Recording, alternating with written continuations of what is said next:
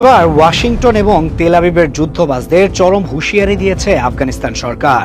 সরাসরি জানিয়ে দেওয়া হয়েছে, প্রতিবেশী ইরানে যদি কোনো প্রকার সামরিক আগ্রাসন চালানো হয় তবে আফগানিস্তান হাত গুটিয়ে বসে থাকবে না। দখলদার যুক্তরাষ্ট্র এবং মধ্যপ্রাচ্যের বুকে বিস্ফোরার মতো গেড়ে বসা অবৈধ রাষ্ট্র ইসরায়েলকে এর চরম মূল্য দিতে হবে।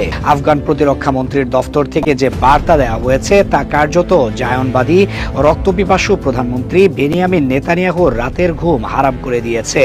বিশ্বের সুপার পাওয়ার দাবি করা আমেরিকাও আফগানদের এই হুঙ্কারে থমকে গিয়েছে।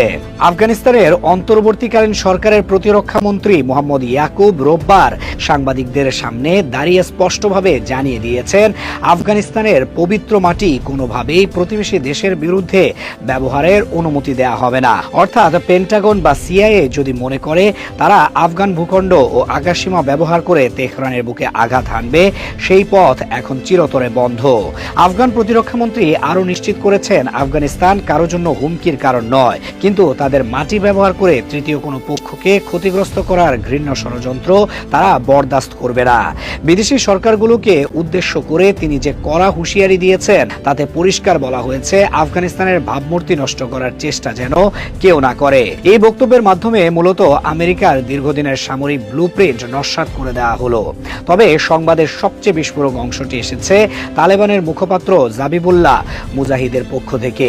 বিবিসি পার্সিয়ানকে দেওয়া এক বিশেষ সাক্ষাৎকারে তিনি যে কথা বলেছেন তা শুনলে দখলদার ইসরায়েলের মেরুদণ্ড দিয়ে ভয়ের শীতল স্রোত বয়ে যাবে। জাবিহুল্লাহ মুজাহিদ সরাসরি জানিয়েছেন, যদি যুক্তরাষ্ট্র ইরানে কোনো প্রকার সামরিক হামলা চালায় এবং সেই চরম মুহূর্তে তেহরান যদি কাবুলের কাছে সহায়তা চায়, তবে আফগানরা তাদের সক্ষমতার সবটুকু দিয়ে ইরানি ভাইদের পাশে দাঁড়াবে।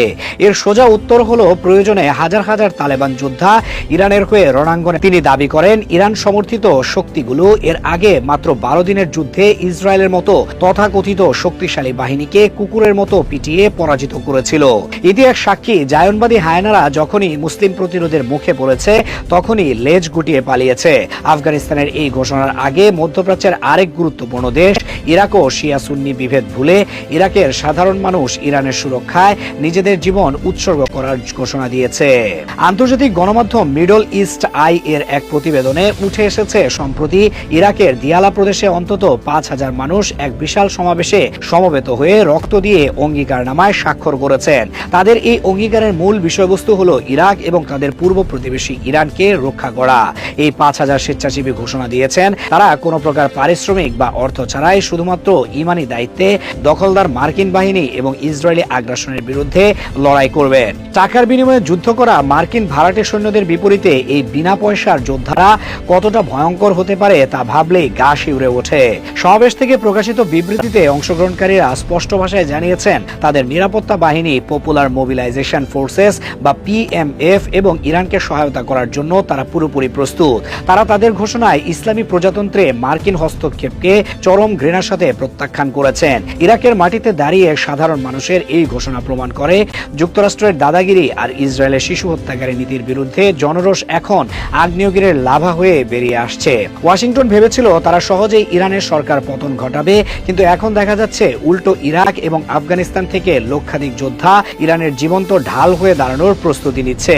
প্রেসিডেন্ট ডোনাল্ড ট্রাম্প একাধিকবার ইরানে আকস্মিক হামলার হুমকি দিয়েছিলেন, আর এই সুযোগকে কাজে লাগিয়ে দখলদার ইসরায়েল চেয়েছিল ঘোলা পানিতে মাছ শিকার করতে। ইসরায়েলি গণমাধ্যমগুলো মিথ্যা প্রোপাগান্ডা ছড়িয়ে দাবি করে আসছিল, ট্রাম্প ইরানে সরকার পতন এবং বড় ধরনের সামরিক অভিযানের ইঙ্গিত দিয়েছেন। এই উত্তেজনার পারদ আরো চড়ে যায় যখন ইরানের উপকূলবর্তী জলসীমার কাছে মার্কিন বিমানবাহী রণতরীগুলোর উপস্থিতির খবর পাওয়া যায়। পেন্টাগন তাদের নৌশক্তি প্রদর্শন করে তেহরানকে ভয় দেখাতে চেয়েছিল। পাশাপাশি তেল আবিব থেকেও ঘোষণা দেওয়া হয় যে তারা যে কোনো যুদ্ধ পরিস্থিতির জন্য প্রস্তুত, কিন্তু বাস্তবে দেখা যাচ্ছে ইরান আক্রান্ত হওয়ার আশঙ্কায় পুরো অঞ্চলের প্রতিরোধ যোদ্ধারা এক ছাতার নিচে চলে আসছে। তালেবান মুখপাত্রের বক্তব্যে যে 12 দিনের যুদ্ধের প্রসঙ্গ এসেছে তা দখলদার বাহিনীর জন্য এক দগদগে পুরনো ঘা।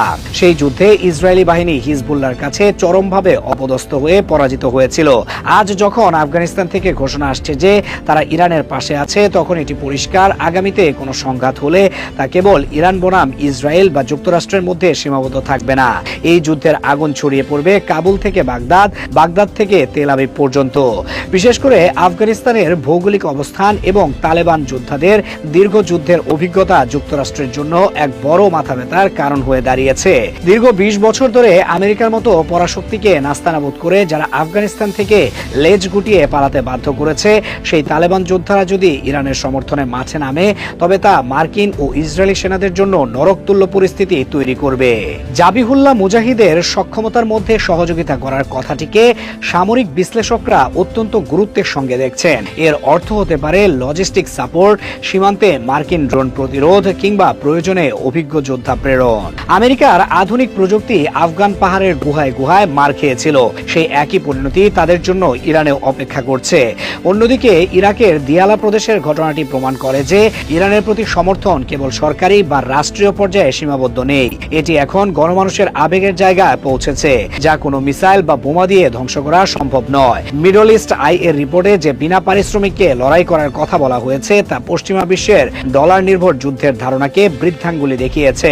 দিয়ালার ওই সমাবেশে অংশগ্রহণকারীরা পপুলার মোবিলাইজেশন ফোর্সেস বা পিএমএফ এর প্রতি তাদের সমর্থন পুনর্ব্যক্ত করেছে। তখন ইরাকি ও আফগানদের এই অবস্থান ওয়াশিংটনকে নতুন করে ভাবতে বাধ্য করছে। ট্রাম্প প্রশাসন বা ইসরায়েলি লবি হয়তো ভেবেছিল সামরিক চাপ প্রয়োগ করে ইরানকে নতজানু করা যাবে, কিন্তু মাঠ পর্যায়ের বাস্তবতা সম্পূর্ণ ভিন্ন কথা বলছে।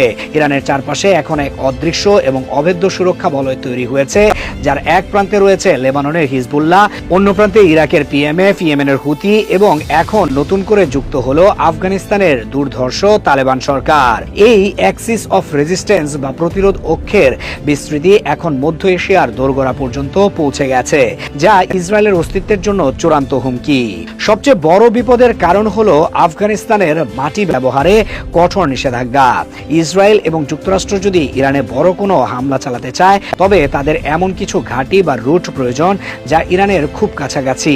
আফগানিস্তানের বিশাল সীমান্ত ইরানের সঙ্গে যুক্ত। অতীতে যুক্তরাষ্ট্র আফগানিস্তানের মাটি ব্যবহার করে এই অঞ্চলে নজরদারি চালাতো, কিন্তু প্রতিরক্ষা মন্ত্রী মোহাম্মদ ইয়াকুবের ঘোষণার পর সেই পথ চিরতরে বন্ধ হয়ে গেল।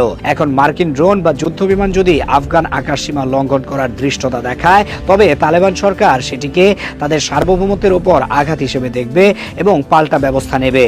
এটি পেন্টাগনের সামরিক পরিকল্পনাকারীদের জন্য এক বিশাল লজিস্টিক বিপর্যয়। তাছাড়া তালেবান মুখপাত্র যখন বলেন ইরান নিজেকে রক্ষা করতে সক্ষম, তখন তিনি মূলত ইরানের ব্যালিস্টিক মিসাইল এবং ড্রোন প্রযুক্তির প্রতি ইঙ্গিত করেছেন। ইসরায়েলের তথাকথিত আয়রন ডোম বা অ্যারো সিস্টেম যে ইরানের এক ঝাঁক হাইপারসোনিক মিসাইল ঠেকাতে ব্যর্থ, তার প্রমাণ বিশ্ববাসী এর আগেও দেখেছে।